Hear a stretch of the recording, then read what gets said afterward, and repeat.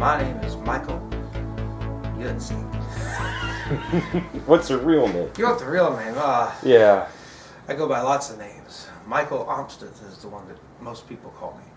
My character in the Soul in the Serious movie, the Yoder Guy, is, well, he's this fairly relaxed, jack-of-all-trades kind of Amish background, and but he's just really not quite with the Amish because he likes to do all kinds of things Amish don't like to do, or like people don't know they like to do until they, you know, during the Rumspringa years they might be able to get away with it. But how different do you think you are from the rest of the world? oh, I'm definitely different from the rest of the world.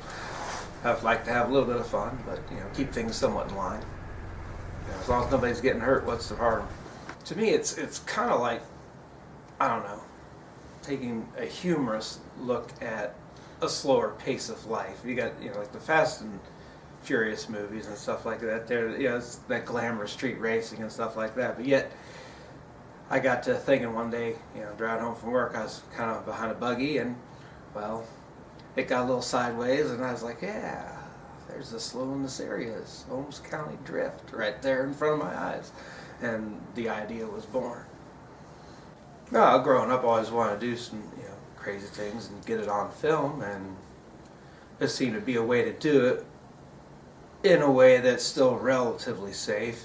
I mean, you're not gonna break into Hollywood, not with my background, not really. I mean, you're just not. It's pretty far-fetched that somebody'd hire you. My philosophy in life is, forget about waiting on your ship to come in. Go out in the forest, cut your dang trees down, build a damn boat yourself, and go fly. Go sail it. And that's kind of what this film's about. It's a bunch of regular guys getting together, wanting to do something, and well, we're just going to do it and let the chips fall where they fall.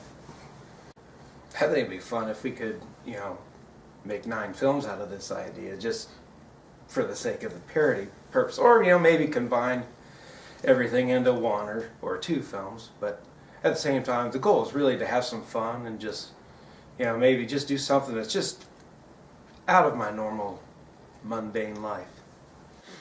I don't know, I mean, there's several things. My favorite is this 12-year-old redneck guy that's just a real excited little kid. I put my little ball cap on, and then all of a sudden I just turn into this real excited guy, and I just don't know what to do with myself. You give me a go-kart or a dirt bike or something, or a car, off-road of course, and I'll just go nuts. And it's back to being me. I think it's every man for himself in this life. That's pretty much how I look at it, is, put your own pants on and go make things happen. I repair appliances, actually in Amish homes. I can't say exactly where I work, but that's what I do. I also do a little karaoke show and some other things like that. Put on some other clothes and goof off as other people, different acts. Just, something different. Has anybody ever told you that you're the songbird of their generation? No, I've never had that happen. So how much do you work on average a week? Between everything? How many hours, yes, between all your jobs? Unless I'm taking a day off. Taking a day off. It's 65 or more hours every week. That's it. That's a slow week. If it's a fast week or a busy week, it's more close to 75, 80.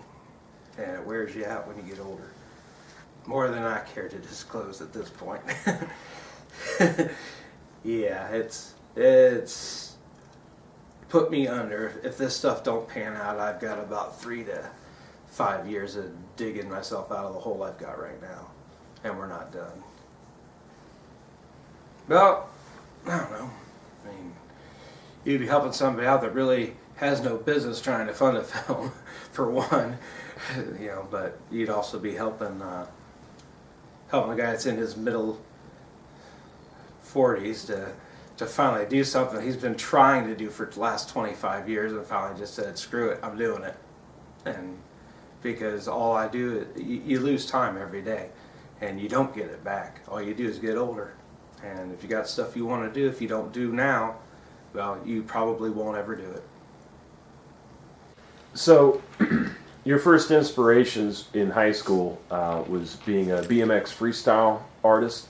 Yeah, back in the mid '80s, back when a lot of the old guys that you don't even hear about anymore were into it. Yeah, I did a little flatland stuff like that there. You know, since I was about 7 years old, I was jumping, you know, small ramps with my bicycle, stuff like that there. And now I'm about 45, and yeah, I still jump a bicycle once in a while, still jump a dirt bike once in a while, might wreck a car. Never know. Just depends on what's available and if I got time. Well, got married at a young age, nothing, you know, against that. It's just that I kind of had my own little plan in life, and that was to learn a trade. I got into the plumbing and heating field. You know, that was going to be my B plan if the A plan didn't work, and never got around to the A plan. All I've done is, you know, done skilled trade, and it does all right, but it's just because you can do something doesn't mean that's what you really want to do, but you do out of responsibility. And then, you know, everything else that, you know, that would be more risky, you just, well, if you get to it, you get to it, and if you don't, you don't. That's just life for most people.